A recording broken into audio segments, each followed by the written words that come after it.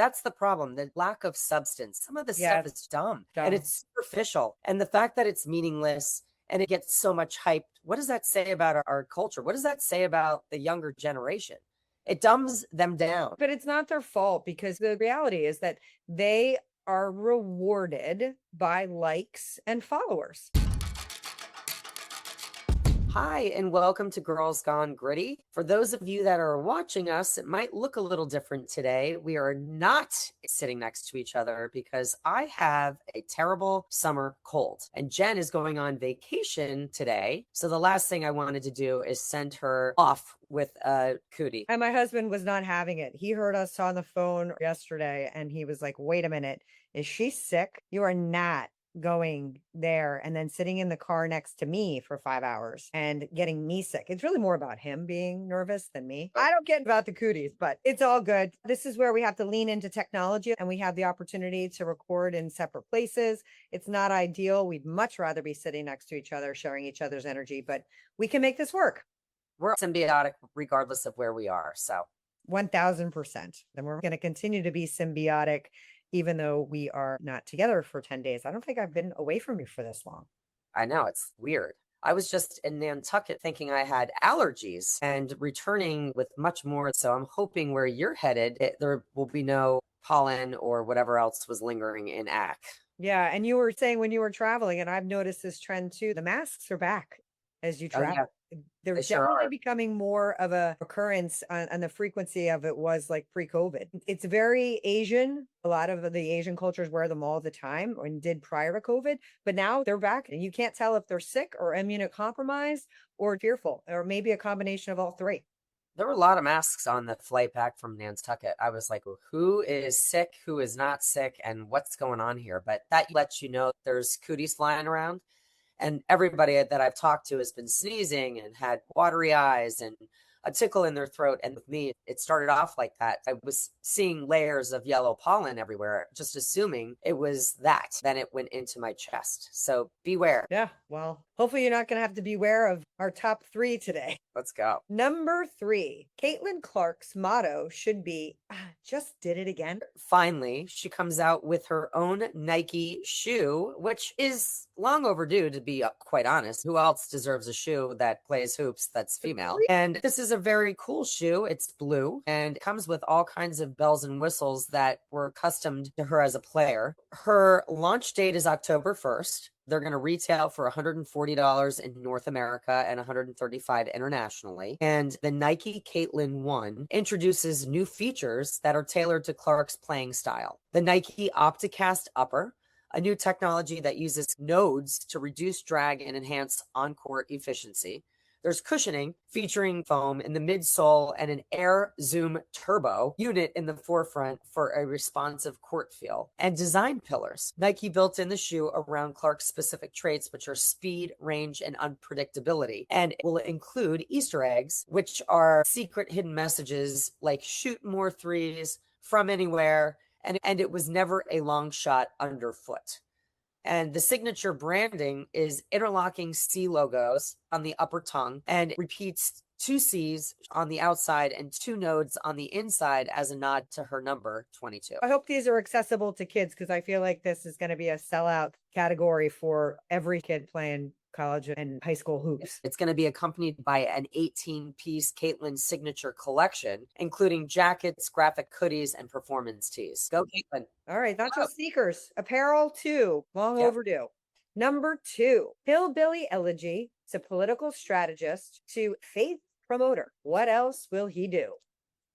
JD Vance can do it all. If you didn't see Hillbilly Elegy, it is his backstory, and it's incredible to see where he has come from to where he is today. He is a spectacular human, and he came out with a spiritual memoir and is on a press junket right now. It's called Communion, Finding My Way Back to Faith. And to tell you the truth, that's something we could all use a little bit more of. I am all for him going on the road and trying to make everybody a little more spiritual and to bring God, faith, or however you want to spin it, back into the forefront, into daily conversation.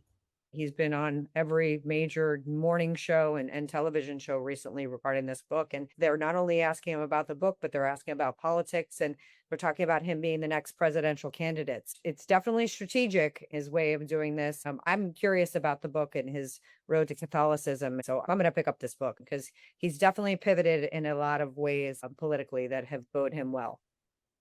We can all use a little more faith. So if that's his message, bring it on. Number one, that just happened. Musk hits trillionaire status. I don't know about the rest of us billionaires, millionaires, and the peasants too. The billionaires are in power, but now that we have a trillionaire, in fact, he's the first trillionaire. His net worth is 1.2 trillion, and SpaceX came out with a NASDAQ evaluation of $2 trillion. And his stake in that is 866 billion. Wow. This guy could rule the world. And that's the scary thing because money is power and he has a lot of it. Yeah, he does. And the next exploration when it comes to getting off planet Earth is the next frontier. It's what they in the 1600s when people were putting together ships and crossing the Atlantic or the Pacific or major trade routes. You were risking a lot for a big reward. And he's been risking a lot for a long time. And he's ahead of Amazon and Bezos by a lot in these reusable rockets. And it's going to be really interesting to see what happens for our kids. Next 20 years, if this trajectory of technology alongside AI continues, it's going to be an incredible Jetson-like world for sure. He does a lot of fantastic things. So if you're going to be somebody in power instead of Bill Gates or Bezos, the fact that he pulled out of the AI component that he was a part of because it was going against the grain of what he believed in. He has a belief system and a moral compass that he's trying to follow. And he's definitely trying to do the better thing for mankind. You just hope that continues. The issue is that when you have somebody who has global dominance and they can utilize assets and resources to a point where we don't have a vote, we have to make sure that there are some checks and balances. And we don't have that right now. We don't have that when it comes to Musk. We don't have that when it comes to AI. And I hope and pray that he continues to have a pulse on caring about society and the human race. And we're not in a race just to get there. You read his book, right? I did. And what did you ultimately think? What was your takeaway? He's a visionary. I think he's got the ideology to take the human species to the next level. I just want to make sure that we're doing it in a way that makes sense, because sometimes when you've got your sights set on achieving things, the things that get eroded can be just that. And in his AI race, they are taking data and information that has taken thousands of years to cull and accumulate for minimal cost. And they're able to churn all of this AI, and it's not shared wealth. There are 5 people, including Musk, that are benefiting from it.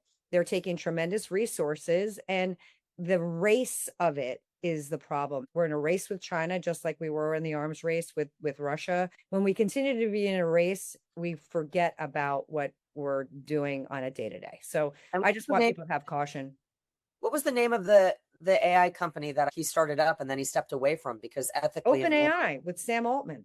Yeah. They were just in a huge lawsuit and he did not win. They made it too personal. And at the end of the day, when you have people that have that much power, it's hard for the lines not to get blurred if there's nobody holding them accountable. And there's nobody that can hold any of these people accountable. Governments can't even hold these AI companies or Elon Musk accountable because he's too rich, too powerful, and too big. And that's really the truth.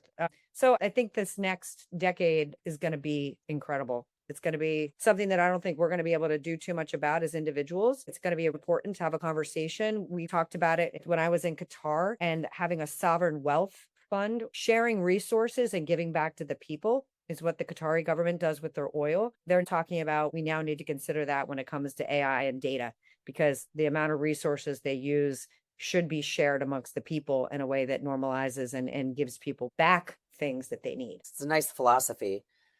I just wonder if it's really as nice as it sounds. Well, but let's think about it this way. I got here first and I'm a big oil company. And there's an example of this in Norway. And what Norway and Britain did were 2 different things. They had a shared oil field that was found up in the northern Atlantic. And the English sold it to BP for drilling rights. And they get paid royalties, but BP is the company who does it. And Norway did a sovereign wealth fund where they pay back their people.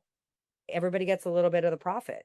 And natural resources, in my opinion, should go a little bit more in that direction. They don't belong to one company, one individual.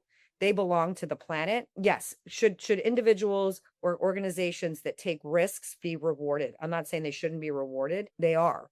But if you're using a natural resource like our forests, oil, land, water, air, we have to have a value on those that benefit all human beings. You have to, or else there will be companies and individuals that just take, and they don't care about what they leave behind. That's why we have so many problems with our waterways and climate change. And don't get me started. I could talk for days on it. I think we have to be a little bit more mindful about what we're doing with our shared resources. On a less serious note, our topic today is some nonsensical language that has swept the nation and left its mark. And meaningless trends is the overview of the episode.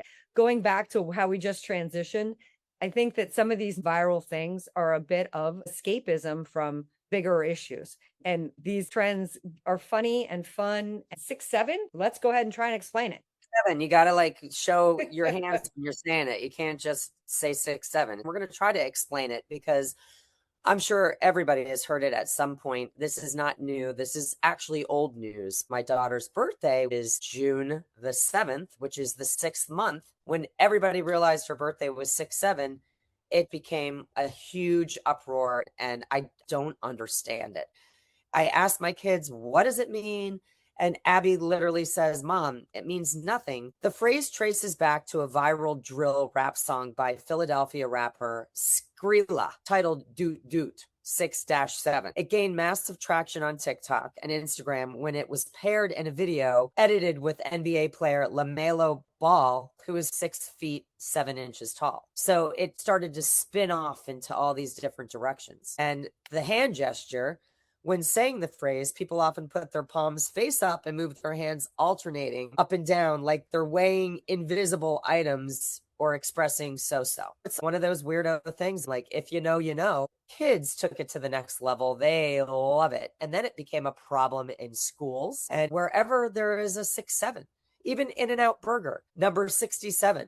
They had to take it off the menu because when people were going through the drive-thru, it all became about 6, 7, 6, 7, which is distracting and annoying. What gave that traction? Why did that get legs? Because it's stupid, because it's escapism. It goes back to our episodes on slang. Unless you get it, you don't get it. And if you get it, you got it, and you're good. They said because of its massive, absurd reach, it became a standout cultural slang term of the year. It's at the top of the charts. You can explore deeper discussions on why kids use it on Reddit's teacher discussions and dictionary.com, but I'm still walking away scratching my head thinking, what the hell made that hit? It's almost like what goes viral on TikTok. You could put a video out there that you don't think is anything special, but if it is relatable on some level to the masses and they decide to tip it, it blows up. It's crazy. Yeah. And that's why it's called viral, because viruses, they do what they do, and there's not always a rhyme or reason to it. And the kids, they're looking to anchor onto something. So if it's as silly as 6, 7, and I don't have to be in a certain universe to understand that, it crosses all barriers, socioeconomics, male, female, every what have you. And that commonality and that belonging is what these kinds of trends represent. And if you get it and you're in on the joke, then you're in on the joke. But as quickly as they get excited about it, it also dies too. When I was asking my brother and my sister-in-law, who are both in education, and then I chatted with some of my high school and middle school age nieces and nephews, they're like, oh, 6, 7 is so done. That's brain rot. So then I had to look up brain rot. And it's just a broad term for all the stupidity. So they know they're stupid, and they recognize that. And Elon Musk did say that that's the worst thing that's happened for humanity is short form video content. He knows, as the richest, smartest man who's taking us off the planet, that short form video content is the bane of the existence of everything. And it's the worst thing that was ever invented. The fact that you have that person say that, who owns X and owns everything, is so poignant that I don't think it can be touted enough. We have done 2 slang episodes in the past, and this is our 3rd round. And every time I'm shocked that there's more words that are being used, like chud. Have you heard of chud? Yes. What does it mean? Because you're like just a big slob. A lazy lard. Yeah. You're lazy. You're just a chud. Okay, chud. Who came up with that? Low key. Low key. It's a way of saying you believe in something or you like something, sort of. It's just what? FR for real. Instead of just saying for real, FR. BDE. This was shocking. I was like, BDE, what is that? Big dick energy. Mm-hmm. It's confidence. And that's what they say. And I'm thinking, whoa, these kids already know that guys that have like a BD are confident and they're using that to describe women and girls. There's nothing off the table anymore. When we were that age, you didn't say these things. And you didn't talk about people's private parts. Like dick is not a bad word. No. The F word, which I hate saying, has become commonplace. But the one that I think should drive you the most crazy is stupidity is still a thing. Everybody thought that was going to go away. I know. And Delulu is still in the mix. But my girls, I like Delulu. When I was reading the list, they were like, no, that's so old, mom. That is so last year. ASMR. I was like, what is ASMR? Abby said it's a satisfying sound from the sensory standpoint. So when you watch these videos where they're doing things that make a sound or it's satisfying visually, that's ASMR. So many people create these weird videos where they were making something sticky and you could hear it stick to the surface or peeling it off or whatever might be satisfying to the sensory person. Strange. Cuffed. Now, instead of having an anchor or a ball and chain, you're cuffed. Yeah. That means you're in a relationship and it's not a negative. It's not meant to be derogatory. I could say, hey, we're cuffed or she's cuffed. And that just means that you guys are together. Well, Weird. it's all in the interpretation. The only one that was negative is ball and chain. But anchor was always like, you want your anchor, you want something to hold you in place when the seas and the storms get rough. And some people be like, oh, that's weighing you down. I'm like, well, then you're not in the right place with the right person if you're having the anchor weigh you down. But the ball and chain, that means you're trapped and you're in jail. I don't like that. Exactly. Mogging. Have you heard of mogging? No, I have not heard of mogging. I'm mogging right now. Tell me what you think it is if you can see me. Are you modeling? Mogging is trying to look good. You're mogging. It could be like try hard. She's trying too hard. She's mogging. Or it could be like stop trying to mog. Oh my God. Fit checks. We've covered this before, but it's still a big thing because now people do fit check videos and it's their outfits and they break it down and show you everything that they bought. And then they put together their fits and they do fit checks just like people do a day in the life or get ready with me. It's all about your fit. I don't know when everybody has the time to get any actual work done. I'm terrible at it. Everybody who follows us, Farley does all of our content for Girls Gone Gritty, and we've been told we need to do short form videos and TikTok. But the amount of time that kids spend on these short form videos, I don't understand. Are these things a healthy trend? Is it good for brain development on a broader social scale? And now the UK, another country that took away social media for kids under the age of 16. For whatever reason, this generation has grabbed onto the OOTD. That is outfit of the day. Yeah, you feel like you belong. Outfit of the night. When you and I were growing up, we just showed up wearing what we were wearing. Correct. You know, we weren't getting ready and doing a get ready with me and then exploiting our OOTN or OOTD. It's absolutely crazy. Glazing. What do you think glazing is? Getting my hair done and making it look hot. Glazing is overhyped. She's glazed. You're too much. Glow up. Glaze. I like glaze. I like glaze too. Of course, everybody knows goat. Greatest of all time.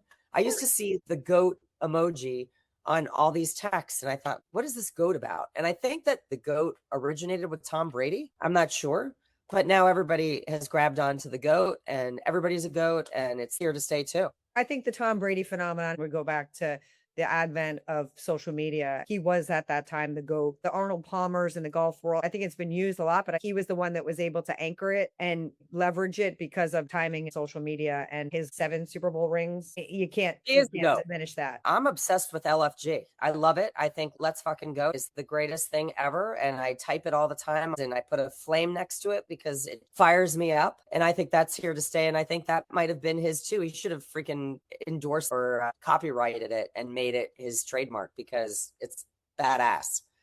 What do you think shade is?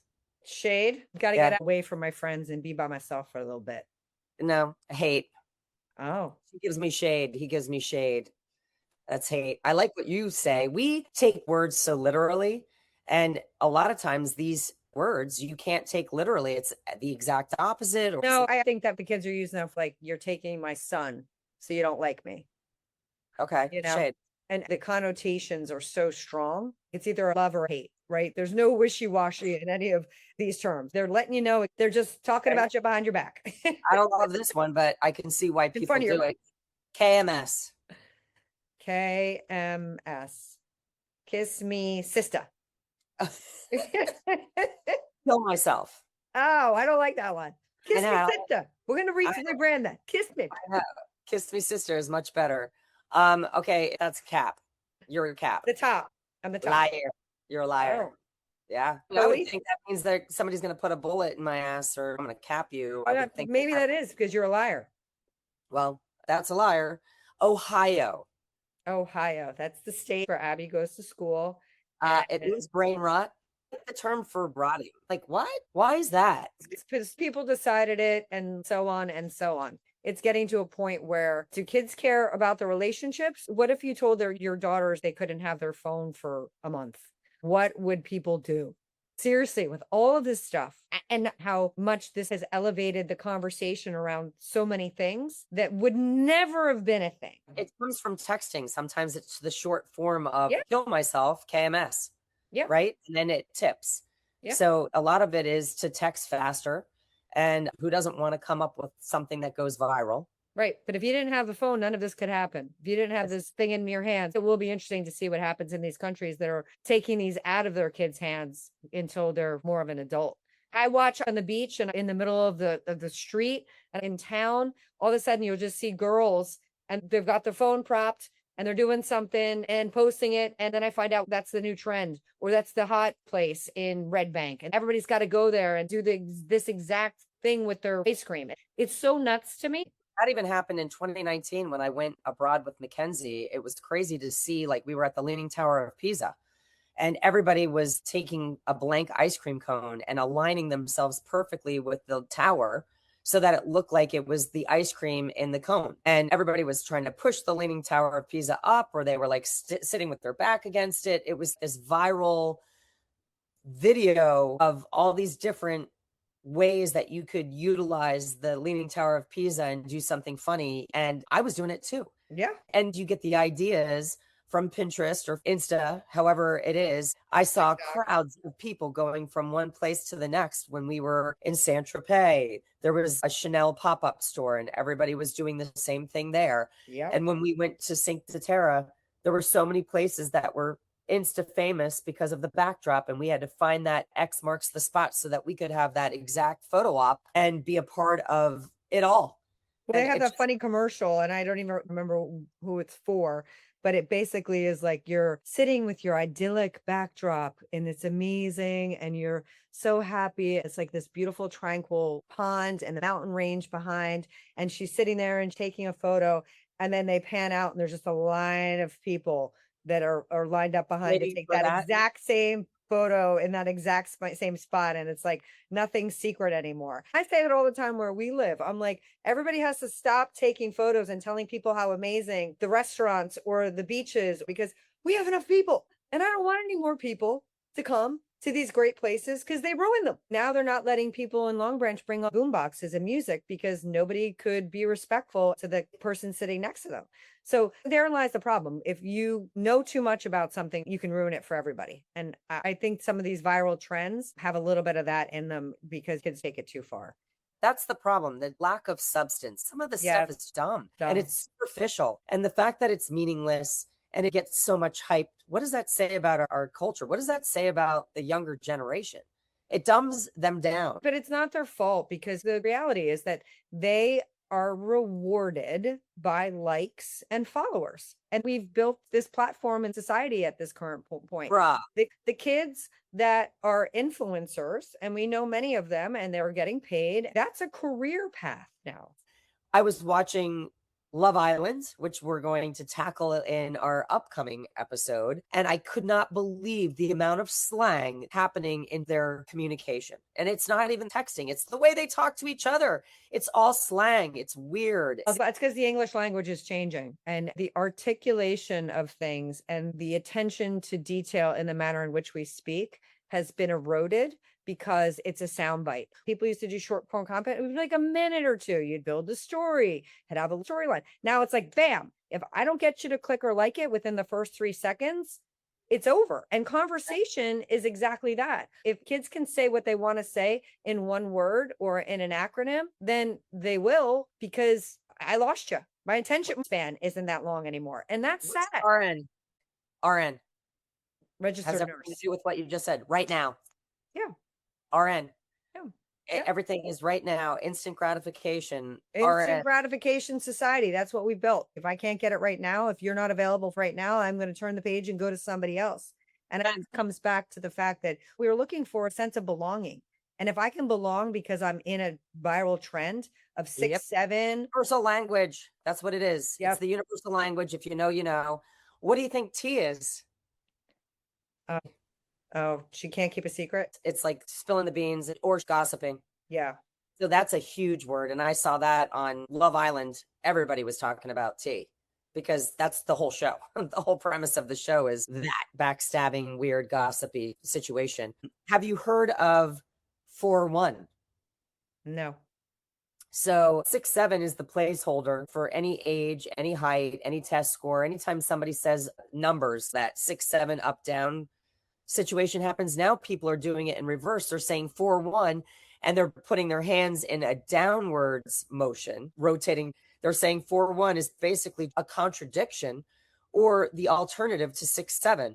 The popularity of this term began with a rap song by Blitzy Boy, in which he uses the number 4-1 several times. So now 6-7. It's not, how do you know it's 4-1 and not 41? It's 4-1 because they say it like 6-7. I'm just going to yell out 41 and then everybody will know that I know. What about whip? That means you're like totally into somebody.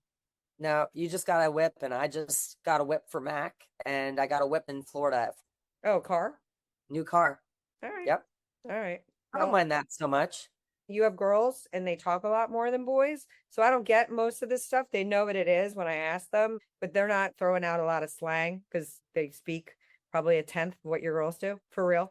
Very, very good point. I would have to imagine that girls use slang a much higher percentage than guys. Yeah, because they talk more. Well, I don't even hear my husband use slang. That's what I'm saying. But how much do you hear him talk compared to you and I? Your husband and my husband are like, are you still talking right now? I know. They wouldn't even want to jump on the bandwagon because it's too trendy. Some guys that are total dudes are not going to jump on that. They might say words that are a more masculine, trendy slang term. But your husband and my husband they think they're so cool. They have their own stuff, but it's from 1972. Totally. Totally.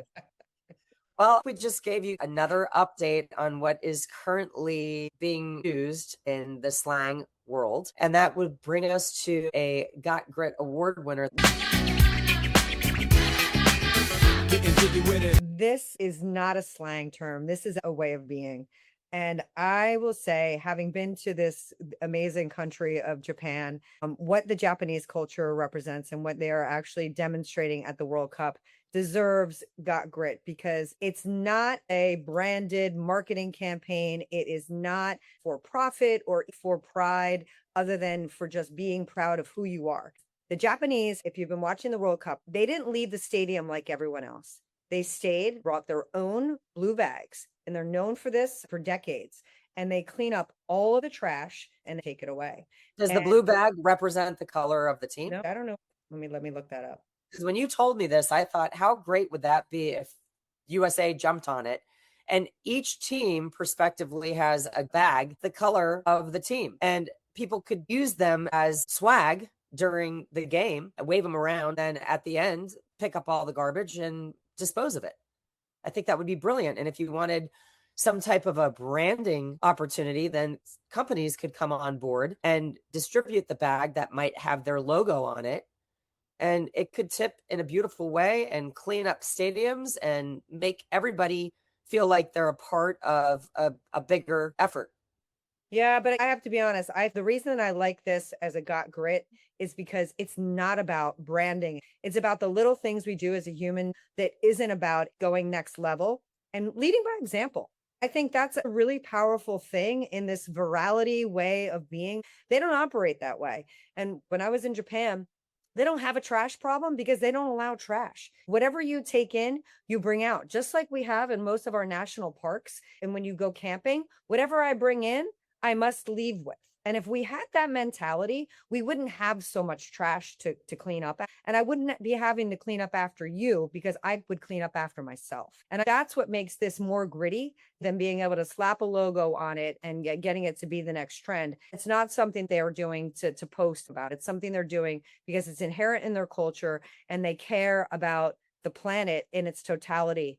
And they say that the Japanese locker rooms for the World Cup across the years has always been the neatest. They clean up after themselves. It's an amazing way of being. It's ingrained in them. They are born into that. Unfortunately for the US, I feel like there has to be some type of an incentive. And the incentive would be for companies to supply the bags so that they are there. I'm not going to rely on a USA person's initiative to show up with a bag because it's not part of our culture, unfortunately. Maybe then people would recognize, hey, this is a great idea. And I feel like I'm participating. I like when we go to See Here Now on music festivals, and you can be one of the people that goes and signs up to get a garbage bag. And you're the person that's walking throughout the festival picking up garbage. And when you turn in your garbage bag, what do you get? T-shirt. But see, there's got to be an incentive, unfortunately, for USA because we weren't born into this way of thinking. It's a beautiful culture that the Japanese are immaculate. Yeah, in a lot of ways. But at the end of the day, if you can emulate something that they do, I think that's great awareness. And, maybe it'll tip all the positive press that the Japanese team is getting, and the way that they're being in the stadium is going to rub off on other people. You can only lead by example. The Japanese team and their blue bags is my Got Grit award winner this week. I love their initiative, and I'm trying to think of how it would work in good old USA. And it unfortunately includes branding and free give-me's. And lots of short form content of me picking up my trash and showing you how amazing I am. Yes, and having some type of incentivized program. Well, I am going to read a lyric for a song. It's appealing to the masses, all ages. It's got this beat. I choose to listen to it because it puts me in a mood. All I really needed was a friend like you. Help me through, and together we can change. But if I was to stay, it wasn't for too long. People sing the same song everywhere. I'm going closer to the sun and far from the moon. People screaming out, they're gonna see me real soon. They say, ooh, ooh. If I think she's beautiful, well, that's for sure. Give a little loving, but I still go on, need some more. Rob it, stealing from the rich, then give it to the poor. Telling everybody it doesn't matter anymore. I don't know it. It's beautiful. Oh, yes, you do. See, this is why we do this segment, because I feel like I know a lot of songs and then I probably was singing it wrong. Slightly Stoopid. Closer to the Sun. Oh, I love that song. But you don't realize it because you're into the vibe of the music, and it's kind of like a party song. It just makes you happy. You want to be outside. Yeah. And I didn't recognize what the lyrics were saying, and they're pretty powerful. They are. They're amazing. And they're such a fun summer band. I love catching them at the Stone Pony. Well, we hope this episode has educated you to use some words with conviction so that you feel relevant with your kids, or you call them out because the words sound stupid. And next Thursday, we break down what reality love TV is all about. I can't wait for that. All right. See you then. Peace.